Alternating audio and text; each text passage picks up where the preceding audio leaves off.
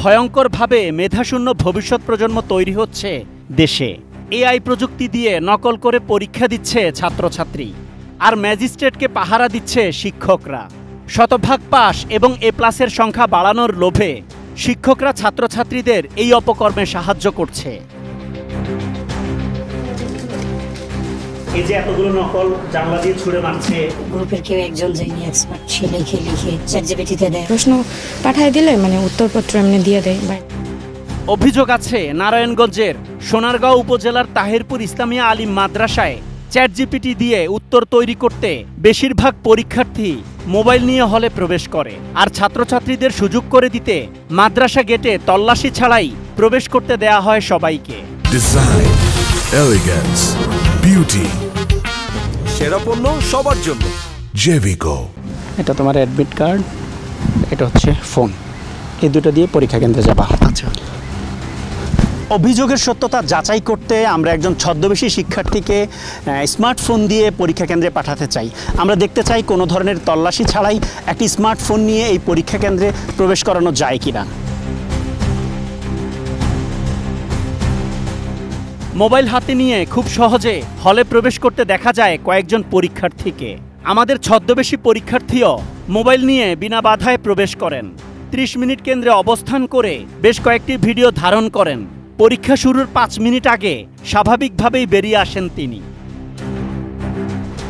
নাম পরিচয় গোপন রাখার শর্তে এক শিক্ষক জানান কিভাবে চলছে এই নকলের মহা উৎসব। গ্রুপের কেউ একজন যিনি এক্সপার্ট সে লিখে চ্যাটজিপিটিতে দেয়।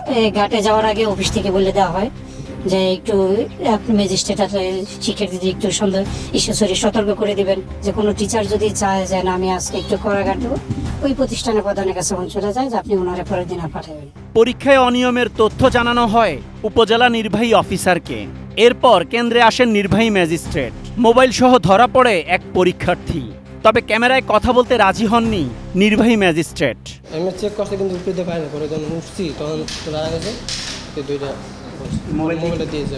নির্বাহী ম্যাজিস্ট্রেট কথা না বললেও পরীক্ষা শেষে এক শিক্ষার্থীকে অনুসরণ করে তার বাসায় যায় এটিএন নিউজ টিম। প্রথমে কথা বলতে রাজি না হলেও নাম পরিচয় গোপন রাখার শর্তে বেশ কিছু তথ্য দেন তিনি। ম্যাজিস্ট্রেট আসার তথ্য পেয়ে মোবাইল নিয়ে নেন শিক্ষকরা এবং হোয়াটসঅ্যাপ গ্রুপের মাধ্যমে নকল সরবরাহের তথ্য দেন এই পরীক্ষার্থী।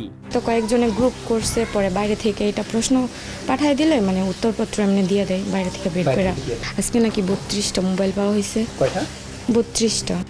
এর আগে পরীক্ষা চলাকালীন সময়ে কেন্দ্রের পিছনে অবস্থান করে দেখা যায় শিক্ষার্থীরা উত্তর লিখে একটু পরপর জানালা দিয়ে বাইরে ফেলা নকল বাতাসে ভাসছে।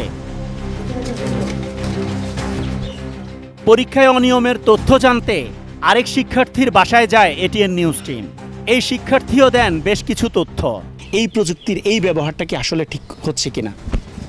না, অবশ্যই না, কারণ চ্যাটজিপিটি নিজেও বলতেছে যে আমি তোমাকে পরীক্ষার সময় হেল্প করতে পারবো না। পরীক্ষার সময় কি চ্যাটজিপিটি অফ থাকে? না, ওই সময় তো অফ থাকে না। আজকের পরীক্ষায় এগুলা উদ্ধার করবে। মাদ্রাসা অধ্যক্ষের কথায় বোঝা গেল এই ঘটনা শুধু একদিনের নয়, এই কেন্দ্রে আগেও হয়েছে। পরীক্ষা কেন্দ্রের তো একটা নিয়ম আছে। না, অবশ্যই আছে। সেই নিয়মগুলো আপনারা মানেন কি? হ্যাঁ, অবশ্যই মানি। তো নিয়ম মানলে আমরা কিভাবে একজনকে পরীক্ষার্থী বানিয়ে কেন্দ্রে ঢুকাইলাম মোবাইল সহ? তাই কিছুটা গাফলতি হয়েছিল। আজকে আসলে চেক করা হয়নি, মনে করছি যে আজকে তেমন কিছু হবে না। আজকে রেকর্ড বের করে লেছে। সোনারগাঁও উপজেলা নির্বাহী অফিসার জানান তাহিরপুর ইসলামিয়া আলিম মাদ্রাসা কেন্দ্রের 4 শিক্ষককে অব্যাহতি এবং এক পরীক্ষার্থীকে বহিষ্কার করা হয়েছে। Asad Bhuiyan, ATN news, Sonargaon, Narayanganj.